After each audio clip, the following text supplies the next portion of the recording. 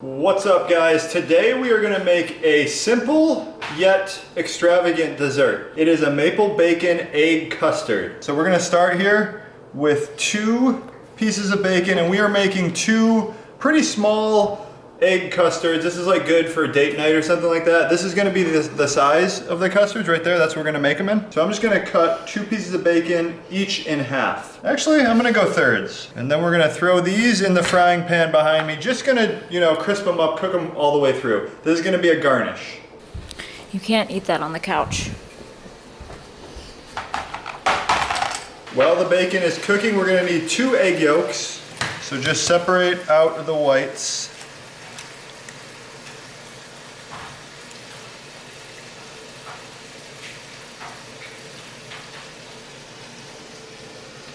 And this is how easy it is. To this, we're going to add 40 drops of stevia. That's going to be the only sweetener used in this recipe. We're going to add a half a teaspoon of maple extract. Now you can find this in most grocery stores.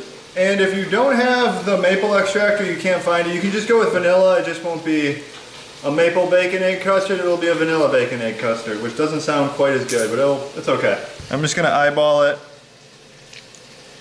40 drops of stevia. I'm kind of just going to eyeball that too. 1 full teaspoon of cinnamon.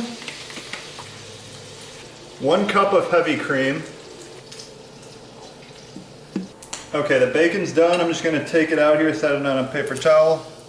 That is going to be the garnish, but we're going to utilize this grease. And now this is optional. We're going to add 1.5 teaspoons into the mixture. If you don't want to use the bacon grease, you can just totally leave it out and you'll still come away with a fine egg custard. I'm going to let this cool for a second while we mix the rest of the ingredients together. Now with this, you don't want to whip it up like you would whipped cream. The more bubbles there are, the more it's not going to be like a dense egg custard. So just lightly mix this. I'm going to use one of these emulsion blenders.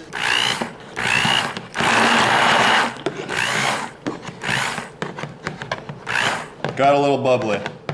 That's okay though. While I'm mixing, I'm just gonna add 1.5 teaspoons of the bacon grease in. And you have to do it while you're mixing since it's hot, or else it'll cook the eggs and such. And it actually does add good bacon flavor to the dish. So I would recommend adding it. Plus you're getting your fat in, not wasting anything. Okay, we're preheating the oven to 300 degrees. Then we're just gonna evenly distribute the batter into these 2 ramekins. And the reason we have them in a bigger dish is because we're gonna do a hot water bath for this. First though, just evenly distribute it into the 2 ramekins.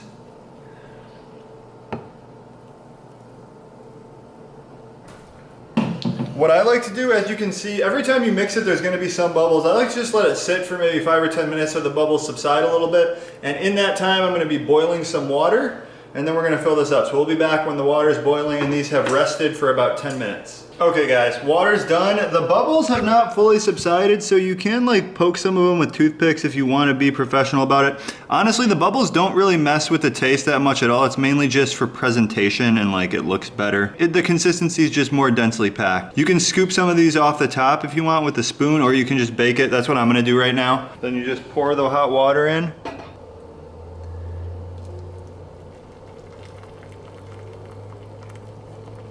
And then we're gonna let it bake for 30 minutes. There it is. It's not gonna be firm. It's gonna be real soft, but it sets in the fridge. Okay, I'm just gonna take these out, pop them in the fridge, and we'll be back in about an hour. Okay guys, we are back, and these are out of the fridge. It's been 1 hour. They're still a tad bit jiggly. You should probably wait 2 hours in the fridge, but it's getting late. We gotta finish this video. So here we are. We're gonna take the bacon here and pretty much just arrange it any way you think looks nice. I'm not that artistic, but I would maybe do something kind of like that. Yeah, this has not fully set yet. But there it is, and let me give this a little taste for you. Come here, you can see the consistency. It's pretty good. You can kind of see what it looks like in there, but it hasn't fully set for sure. That is just magic. The bacon in there really, you can taste the bacon, and it's just like a perfect bacon essence. It's not overwhelming at all. It adds fat. I would say definitely go with the bacon grease. And you can even just take your bacon and turn it into kind of a bacon dipper. But this is an awesome dessert. It's pretty easy to make and it looks nice and kind of fancy. if you're having like a nice home cooked steak or something like that, this is a perfect recipe. The link to the recipe and the nutrition and everything is in the blog post. It's linked in the description of this video. Try this out, guys. This is really good.